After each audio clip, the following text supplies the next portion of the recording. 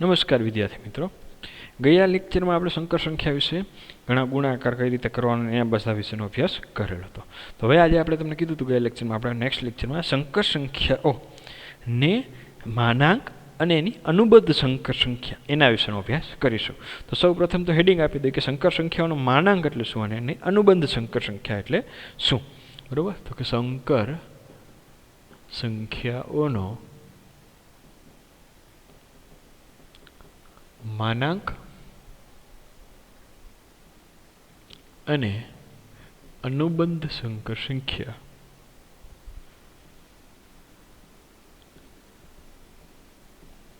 બંધ સંકર સંખ્યા તો શું આવે? તો કે પેલા એના માનાંક વિશે વાત કરવી હોય તો એક સંકર સંખ્યા લઈ લીધી. ધારો કે z બરાબર a પ્લસ IB, z બરાબર a પ્લસ IB એ સંકર સંખ્યા છે.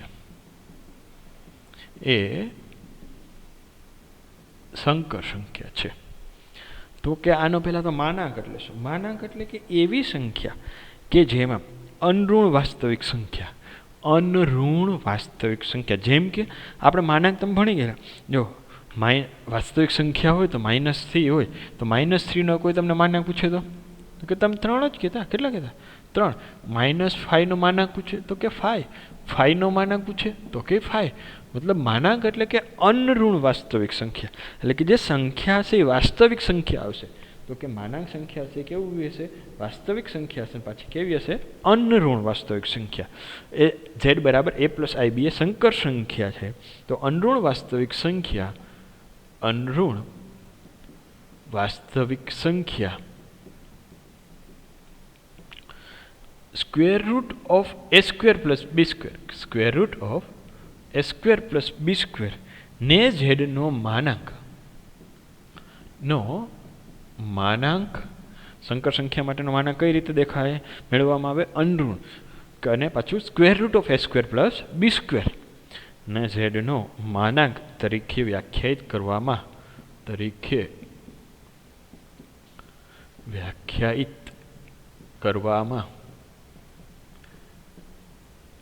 આવે છે. તેને સંકેતમાં કઈ રીતે દર્શાવવામાં આવે? મોડ z વડે. તેને સંકેતમાં મોડ z વડે દર્શાવાય છે. બરાબર, મોડ z વડે દર્શાવાય છે. એટલે કે મોડ z બરાબર of square root of a square plus b square વડે દર્શાવાય. હવે a માઇનસ IB હોય તો z ને અનુબદ્ધ સંકર સંખ્યા કહેવાય. હવે ઓકે, આટલું ક્લિયર. પછી બીજું આપણે હેડિંગમાં એવું આપ્યું છે તો માનાંક વિશેની વાત થઈ ગઈ. મોડ z બરાબર under root of a square plus b square એ અનઋણ હોય. હવે અનુબદ્ધ સંકર સંખ્યા કોને કહેવાય? તો કે z બરાબર a પ્લસ IB. કેવી છે આ? a plus IB. તો એની જે આપણે જે છે વાસ્તવિક નહીં પણ કાલ્પનિક ભાગ, વાસ્તવિક તો એ છે પણ કાલ્પનિક કેવી છે? બી સંખ્યા. અને બી કેવી છે? ધન છે. એટલે કે a પ્લસ IB આપેલી સંખ્યા, a પ્લસ IB એટલે કે a અને b બંને કેવા છે? એ પહેલા ચરણમાં. આમ તમે જોવા જાવ ને ગ્રાફની રીતે તો કે ધારો કે કોઈ પણ x અને y બે રિયલ નંબર લઈને આપણે એવી રીતે દર્શાવ્યું હોય. બરાબર, ધારો કે અહીંયા ક્યાંક આવતું હોય z બરાબર a પ્લસ IB, એટલે કે બે ફર્સ્ટ ક્વાડ્રન્ટમાં હોય તો કે એને જ અનુરૂપ z માઇનસ બરાબર a માઇનસ IB એના વિરુદ્ધ, મતલબ એનું રિફ્લેક્શન, એનું પ્રતિબિંબ તમને મળશે. અને આ જે ડિસ્ટન્સ મળ્યું ને એ મોડ z કહેવાય. કેટલું કહેવાય? Mode z. એટલે કે સંકર સંખ્યાના અનુબદ્ધ સંખ્યાનો આપણે જે સંકર સંખ્યા અને અનુબદ્ધ સંકર સંખ્યા હોય એનો માનાંક સરખો આવશે. બંનેનો માનાંક તો હંમેશા સરખો આવશે. કેટલો આવશે? સરખર. કારણ કે એ ઓરિજિનથી એને આટલો ડિસ્ટન્સ આપણે કરી શકીએ. બરાબર, એટલે આ તો બેમાં સરખું જ આવશે. અને આ z બરાબર a પ્લસ IB હોય. બરાબર, તો કે આ z બરાબર a માઇનસ IB. જ્યાં વાસ્તવિક સંખ્યા તો એમણે જ રહેશે પણ કાલ્પનિક સંખ્યા હોય એની વિરુદ્ધ, જેમ કે a માઇનસ આઈબી હોય, z બરાબર a માઇનસ બી આઈબી, તો એની અનુબદ્ધ સંકર સંખ્યા હોય કીધી હોય તો કે જે માઇનસ હોય, મતલબ કે ઇમેજનરી પાર્ટની જે સાઇન હોય એને બદલાવી નાખવાય. પ્લસ હોય તો માઇનસ, માઇનસ હોય તો પ્લસ. બરાબર, જેમ કે ઉદાહરણ તરીકે હું એમ કહું કે 2 + 3i, આની અનુબદ્ધ સંકર સંખ્યા તો કે 2 - 3i. હવે એમ કીધું કે 5 - 4i, એની અનુબદ્ધ સંકર સંખ્યા તો કે 5 + 4i, 5 + 4i. એટલે મતલબ ઇમેજનરી પાર્ટની જે સાઇન હોય એ બદલાવી નાખવાની. તો કે અહીંયા બીજી લખીએ એટલે સંકર સંખ્યા a માઇનસ આઈબી, કેવી આપણે લીધેલી કઈ છે a + આઈબી. હવે એની a માઇનસ આઈબી એ ઝેડની અનુબદ્ધ સંકર સંખ્યા, ઝેડની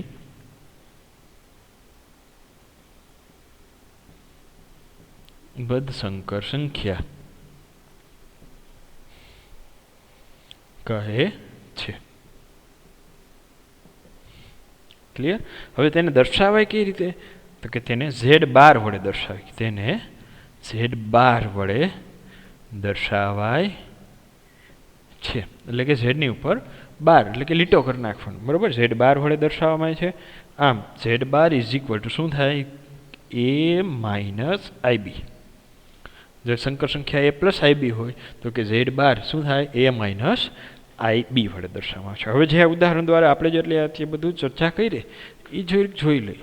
કે ઉદાહરણ જોઈએ, ધારો કે સંકર સંખ્યા એક આપણે લઈ લઈએ કે 3 + i. ઉદાહરણ તરીકે z બરાબર 3 + i, તો એનો માનાંક કેટલો થાય?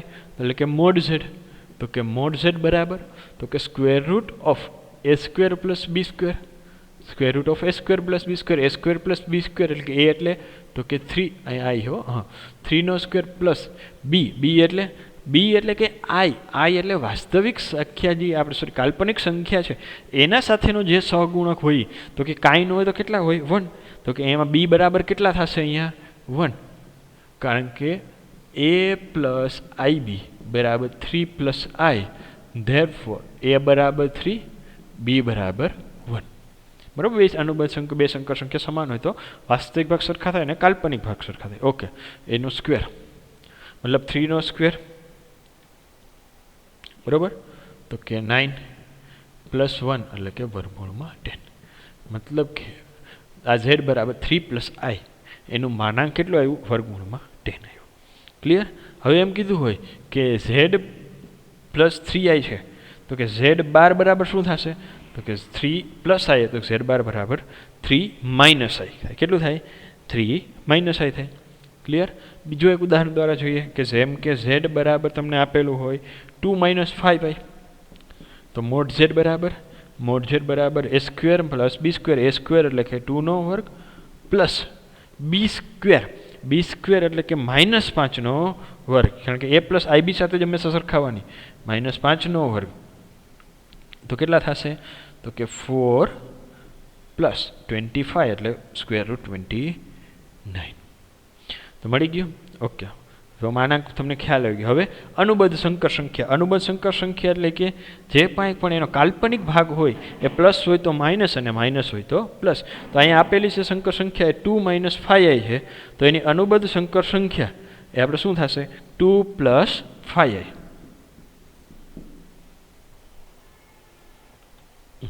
તો કે z × z બાર બરાબર શું થાય? તો આના ઉપરથી આપણે એવી લખી શકીએ z × z બાર બરાબર મોડ z². બે બાજુ z ઇન્વર્સ વડે મલ્ટીપ્લાય કરી z × z ઇન્વર્સ એટલે એ તો 1 થઈ જશે. કના વડે? z ઇન્વર્સ z બાર z ઇન્વર્સ મોડ z બારનો સ્ક્વેર. બરાબર, તો કે આ તો 1 થઈ ગયું. તો અહીંયા કેટલા મળ્યા? કે z બાર બરાબર કેટલા મળ્યા? z ઇન્વર્સ × મોડ z નો સ્ક્વેર. તો કે z ઇન્વર્સ બરાબર શું ઇક્વેશન મળ્યું? કે z બાર અપોન મોડ z બારનો સ્ક્વેર. તો આ રીતે થાય કે કોઈ પણ સંકર સંખ્યા આપી હોય એનો જો તમને વ્યસ્ત સંકર સંખ્યા મેળવવાની કહે તો પહેલાં એનો મોડ મેળવી લો, એનો સ્ક્વેર કરી લો અને અનુબદ્ધ સંકર સંખ્યા વડે ડિવાઈડ કરી નાખો. અને બાકી આપણી જૂની ફોર્મ્યુલા છે તો કે પહેલાં આપણે આ રીતે ફોર્મ્યુલાથી મેળવી લઈએ કે અહીંયા સોલ્યુશન z બરાબર 2 - 3i હોવાથી z બાર એટલે કે અનુબદ્ધ સંકર સંખ્યા શું થાય? કે 2 + 3i. બરાબર છે, એક તો z બાર મેળવી લીધું. હવે કે મોડ z મોડ ઝેડ એટલે શું થશે તો કે સ્ક્વેર રૂટ ઓફ કાં તો મોડ ઝેડ સ્ક્વેરનો જ નીકાળો બરાબર સ્કેલ આ લખીએ તો કે 2નો સ્ક્વેર પ્લસ માઇનસ 3નો સ્ક્વેર મતલબ કે 4 + 9 4 + 9 મતલબ કે સ્ક્વેર રૂટ ઓફ 13 આ મને મળ્યું મોડ ઝેડ બરાબર ને મોડ ઝેડનો સ્ક્વેર જોઈએ આપણે મોડ ઝેડનો સ્ક્વેર બરાબર 13 હવે આપણે જે સિક્વેશન હતું કે ઝેડ ઇન્વર્સ બરાબર મોડ ઝેડ બાર એટલે કે અનુબદ્ધ સંકર સંખ્યા અપોન મોડ ઝેડનો સ્ક્વેર તો એનો ઉપયોગ કરીએ તો કે ઝેડ બાર એટલે કે 2 + 3i અપોન મોડ ઝેડનો સ્ક્વેર મોડ ઝેડનો સ્ક્વેર એટલે કે 13 તો કે 13 વડે ડિવાઈડ કરી દઈએ આપણે ઇક્વેશન મૂક્યું તો કે 2/13 + 3/13 i ક્લિયર ઓકે તો એક તો મેથડ આ થઈ ગઈ બીજું આપણે a/a² + b² a/a² + b² જેવી ફોર્મ્યુલાથી તમારે મેળવવું હોય a/a² + b² તો શું આવે 2/a² + b² એટલે કે 4 + 9 પ્લસ i - b એટલે કે -3 હતા -+3 અપોન a² + b² એટલે કે 4 + 9 એટલે કે ક્યાં શું મળ્યું 2/13 પ્લસ i 3/13 બરાબર બે રીતે તમને અથવા મેથડ છે આ મેથડથી કરો a/a² + b² અને ઓલી મેથડથી કરવો હોય તો મળી જશે એમાં કાંઈ આન્સરમાં કાંઈ ચેન્જ આવશે નહીં હાલો હજી એક મેથડ જેમ કે તમારે કોઈ પણ સંકર સંખ્યા આની ઝેડ ઇન્વર્સની તો કે મેથડ મેળવવું હોય કે 2 - 3i એની ઇન્વર્સ એટલે કે ઝેડ ઇન્વર્સ થાય ઝેડ ઇન્વર્સ એટલે કે અનુબદ્ધ એની કે 1 - 3i આવું થાય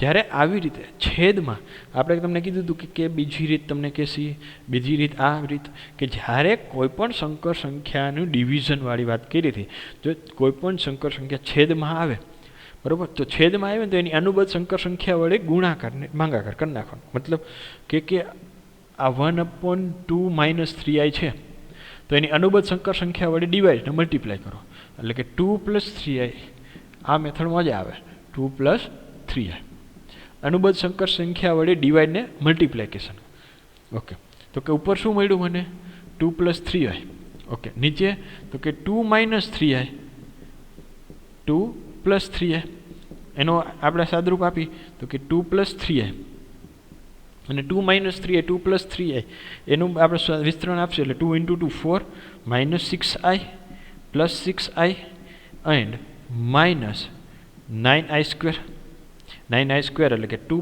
+ 3i આ +6 - 6 કેન્સલ તો કે 4 + i² - 1 એટલે કે 9 તો કે 2/13 + 3/13i તો આપણે a + ib ના સ્વરૂપમાં મળી જાય તો કે આ રીતથી તમે મેળવો એક રીત બીજી રીત અને આ ત્રીજી રીત ત્રણ રીતમાંથી જે રીતે અનુકૂળ આવે બેસ્ટ સૌથી સારામાં સારી રીત આપણે જે લાસ્ટ જોઈ એ રીત છે આ રીતથી એક્ઝામ્પલ કોઈ પણ ગણો તો થઈ જશે કેમ કે જો ડિવિઝન કોઈ પણ બે સંકર સંખ્યાનું ભાગાકારમાં આપ્યું હોય તો ઇઝીલી થઈ જાય પછી વ્યસ્ત સંકર સંખ્યા મેળવવાની કીધી હોય તો આનાથી મળી જશે